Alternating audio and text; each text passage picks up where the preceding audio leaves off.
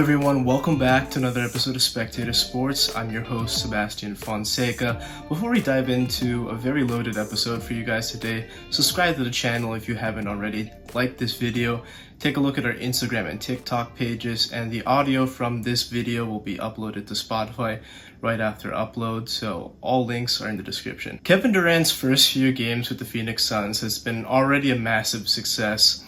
I've already stated before that he's been one of the most seamless fits into any NBA offense, and in 3 games so far, he's been shooting a very efficient sub 70% from the field and just over 50% from deep. I mean, these are just phenomenal numbers of efficiency. And then on Sunday against the Dallas Mavericks, he just came up with a 37-point outing, and I mean, he just got everything that he needed, and I just know that he's such an unguardable piece, and it's just so hard to guard. He's a 7-footer, has the highest release point of any true jump shooter in today's NBA. And with him leading the charge with the Phoenix Suns, yes, we know that this has mostly been Devin Booker's team, and he's still getting the bulk of the shots, but I do expect that Kevin Durant will be getting more and more shots as he gets further integrated into this Monty Williams system. On Sunday especially, every time the Mavericks needed a stop, they couldn't get it just because Kevin Durant was just that guy. He had the go-ahead basket with about 10-15 seconds left in the game and then closed out the game for the foul line, and that's just who he is. He's just the all-round player that any team would be dying to have, and now that Phoenix has him, I'm going to be very concerned for any other teams out in the West. And like I said before, everybody on this Phoenix Suns team does their role and does it really well. DeAndre Ayton mans the boards and gets as many rebounds as possible. Chris Paul is the orchestrator of the offense and not being asked to do a lot of scoring. He can do so when necessary, but isn't tasked to provide 15-20 points a night. Devin Booker is definitely going to be the leading scorer for most of the season, and he'll have some good nights too in the postseason. But like I said, fully expect Kevin Durant to get a lot more shots, but he doesn't even need too many shots either. He's so efficient, especially a team like the Mavericks, who are a smaller team. They're subject to getting out-rebounded quite often, and they also just don't have a tall enough wing defender to truly bother Kevin Durant. And those guys are just way too small. He could either post up or pull up, and it's pretty much over from there. For the Mavericks, I do think it's a little bit disappointing so far. Since acquiring Kyrie Irving, there only been 2-5 in games that Luka Doncic and Kyrie Irving have played together. I don't think it's really a chemistry issue. It's just that they're lacking another piece, whether it's from the defense in terms of wing defending and inside the paint area, and just also in general scoring. I don't know who's their third reliable scorer is going to be. Tim Hardaway Jr. is nice, but he's had moments in the postseason and in big games that he hasn't been reliable, especially from outside. They have nobody to protect the paint. Dwight Powell is a nice rolling big man, but he's just not enough to protect the paint. Last weekend, the Lakers picked up a nice road victory against the Dallas Mavericks, and this was a game where Anthony Davis had one of his more dominant games that we've seen in recent memory. LeBron had a phenomenal game, and all these new trade pieces who were acquired at the trade deadline, like Jared Vanderbilt, Malik Beasley, for example, had very good contributions to spur a comeback victory against the Mavericks on the road. Unfortunately, in this game, this is when LeBron James suffered a right foot tendon injury, and I'm not sure exactly what that entails. I thought originally he might have torn or severely injured his plantar fascia, as he said he heard a pop, and regardless, it's still a significant injury that he's going to be missing a great deal of time. He's currently in a walking boot. Since joining the Lakers, he's missed 90 games, and we know that these injuries are starting to catch up to him, whether it's been the groin, the ankle, the knee. He had a high ankle sprain back in 2021. So these injuries are starting to pile up on LeBron, and part of it is because he just doesn't have a lot of help, and he's been tasked to do a lot of things more than typical 38-year-olds are supposed to be doing in your age 20 season. And even before that, he just has a ton of NBA miles on his body. But still, the Lakers need to find a way to stay afloat, and this pressure now predominantly falls on the shoulders of Anthony Davis. And I've been a critic of his being the guy to step up when LeBron is out. He's been doing pretty well, but in these games without LeBron, the other players haven't been stepping up, and that's not due to their fault entirely. They're just role players and they have to play beyond their initial expectations. And it doesn't help that D'Angelo Russell is also out for a few more days because of this ankle injury that he suffered last week. But this is when the Lakers need to take advantage. They have some winnable games to get them back into the play-in tournament, and they have a really good shot to at least stay afloat until LeBron gets back, because right now, with D'Angelo Russell potentially coming back pretty soon, I do see them having an increase or uptick in their play. And I do think they'll be able to stay in contention for the play-in tournament. And right when LeBron comes back at the end of the season, they'll be able to clinch a spot in the play-in tournament. There's a ton of interesting quarterback prospects in this upcoming NFL draft, and they're all participating in the NFL Combine. The biggest names are Bryce Young and CJ Stroud. Bryce Young is a Heisman winner. The only questions are about his size and weight, as he measured in about 204 pounds and standing at 5'10", about Kyler Murray's height. So it just brings on the question about durability, because he's a smaller guy, and can he take those hits that are in an NFL season and also have a sustained, prolonged NFL career. But I think he's a great arm talent, but probably the more polished NFL passer is CJ Stroud, because he can just make so many different throws. He has a great arm, great deep ball, also really good accuracy playing with Ohio State. So I'm going to be really intrigued what happens with him. I would like to see him be a slightly more dual threat quarterback, as that's been the more common thing now in the NFL with these dual threat quarterbacks, but that's something that he can integrate into this game, and I think he's a pretty good athlete to be part of that. Now, Will Levis is a guy that has a cannon of an arm. He's been getting comparisons to Patrick Mahomes and Josh Allen just due to his arm strength. He's had some question marks at his Kentucky days because he played on a really bad team, and NFL rosters, especially starting off in the first top 10 picks or so, are usually teams with very bad offensive lines and not a lot of talent around them. So I'm not sure what exactly his ceiling is, but as long as he's surrounded by a really good organization that can build around him, I think he has a shot to be a pretty good quarterback.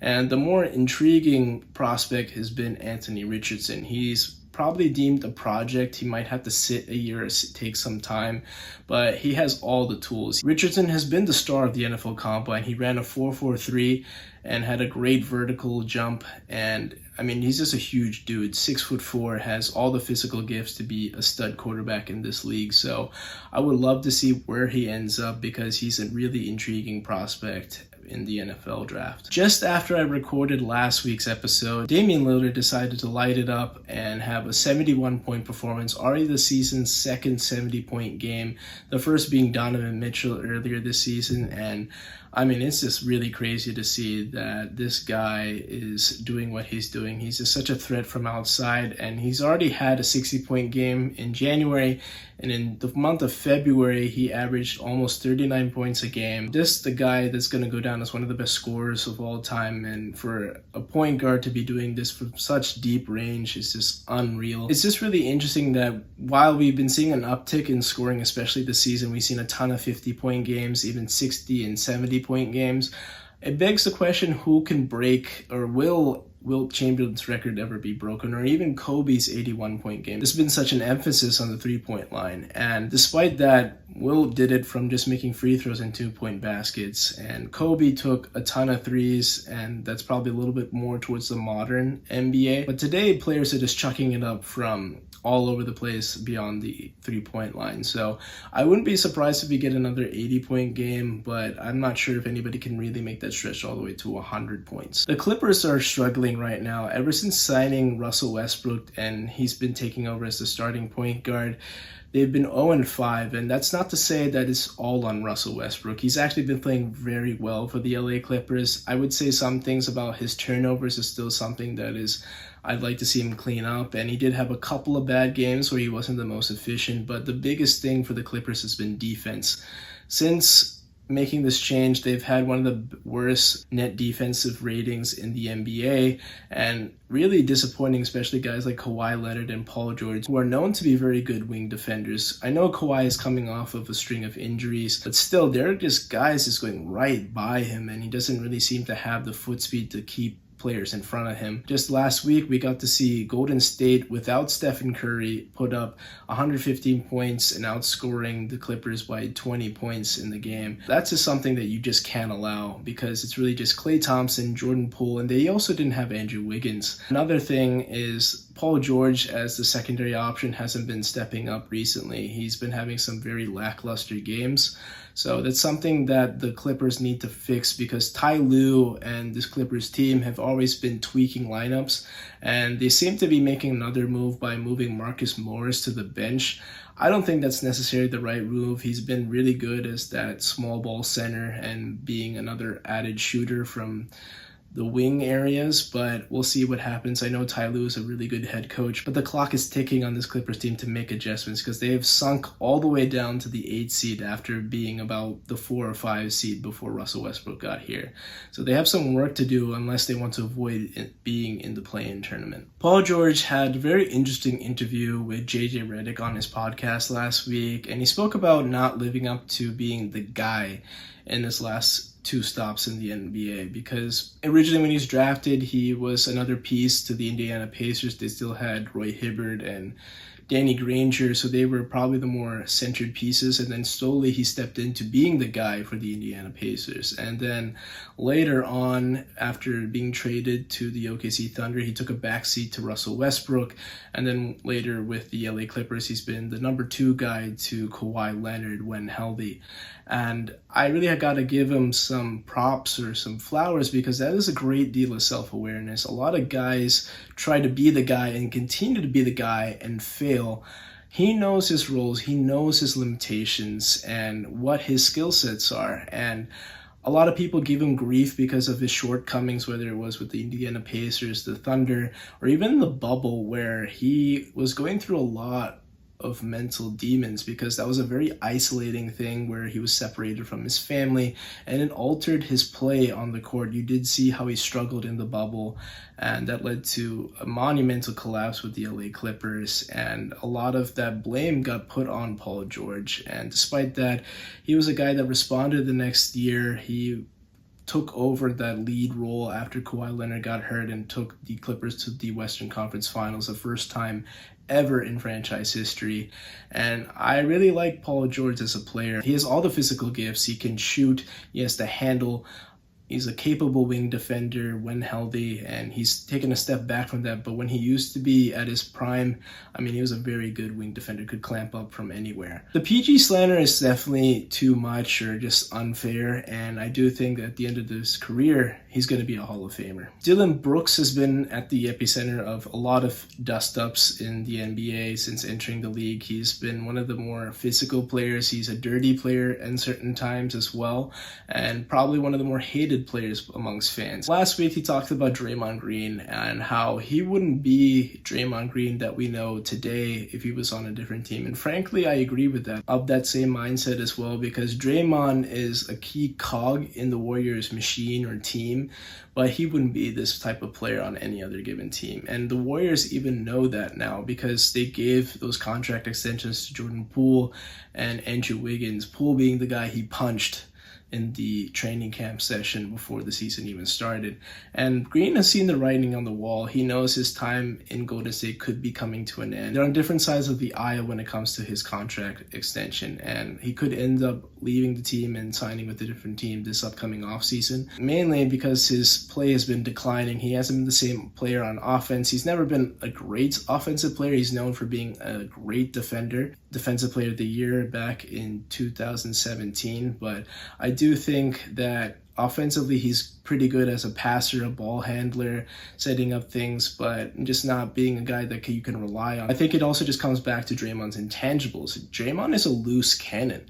He's been a guy to lose his cool. He arguably cost Golden State the championship in 2016, and he almost cost it again in 2022 because he just can't keep his cool. He can't keep it together. And I mean, he just has issues holding anger or his emotions, and we saw that with him punching his teammate in Jordan Poole. I just think he's a guy that is wannabe tough guy, and he likes to get under the skin of it. He gets away with a lot of dirty stuff. Don't get me started with that.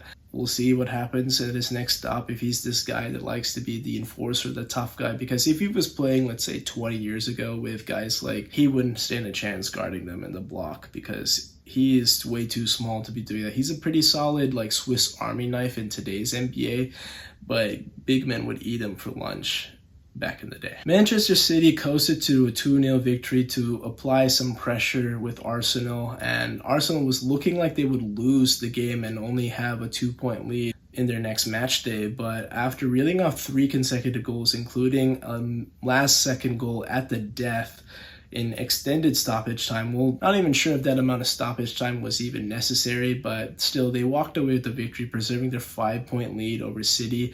I do think that City still has a shot to make some noise, because Arsenal plays both Liverpool and Manchester City in the month of April, both away. So that's something to keep an eye out for, because Liverpool is also looking well, because today they ended up beating Manchester United 7-0 with 6 goals coming in the second half. And that includes braces from Cody Gakpo, Mohamed Salah, and Darwin Nunez. I told you back when I was covering the World Cup that Cody Gakpo was going to be a future star wherever he was going to transfer from. And he proved that again with this performance with Liverpool. I mean, Liverpool has made a nice signing with him. With this brace, this is kind of his coming out party in the Premier League. I talked earlier about how Manchester United has been playing so well, and they could have a shot to steal the Premier League title from either Manchester City or even Arsenal. But I think with this loss, it proves that they're just not there yet. They'll be probably the 3rd place team, and that's not a bad thing. It's pretty solid from where they were a year ago, and I think they're focusing mostly on Europa League. United has made some solid strides this season, but credit to Liverpool, and they're still in contention for a top 4 spot. Ja Morant has had some interesting events come out recently, with the latest being an IG live video of him having a gun in the video, and it's been a scary set of events, because he had that incident with the 17-year-old where he allegedly punched, and there's a lawsuit going on that. A lot of little things coming up where it's just really shady. And I mean, to talk about with the Indiana Pacers, where he got into somewhat of a post-game confrontation where he flashed a little laser over at the Pacers. I don't know where this came from with Ja Morant, because I mean, from what I've seen in his young NBA career, he's a really nice guy, gives back to the community, and I still think he's a nice guy. I think overall he's a very nice guy overall. It's just that he's just being dumb right now. It's just really immature, and that's kind of what's surrounded this Grizzlies team. And I think they just kind of follow the leader. He is the leader, he's the best player, and he should be holding guys to a much better standard, and that just comes from his own way of carrying himself too. Ja has to now take some time, which he is doing. He sent out an apology. I do credit him for holding himself accountable with this apology and taking some time to get some help, whatever it may be. I don't know what he does to really combat the stress, the anxiety of being an NBA player, and it still doesn't excuse this behavior. So he needs to find a way to repair his public image, because that is certainly not in the best of lights right now, but also mature as a person. And that's it for this episode of Spectator Sports. As always, thank you so much for tuning in. Take a look at our Instagram and TikTok pages, and the audio from this episode will be uploaded to Spotify. All links are in the description. And as always, like and subscribe. It makes a massive difference in the YouTube algorithm. Until next time, take care and be safe.